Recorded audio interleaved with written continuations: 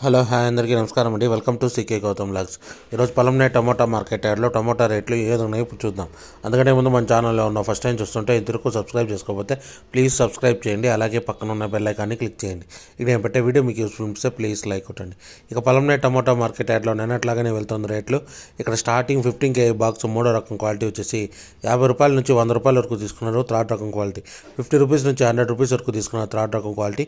ఇక సెకండ్ రకం క్వాలిటీ విషయానికి వస్తే 110 రూపాయల నుంచి 200 రూపాయల వరకు తీసుకున్నారు.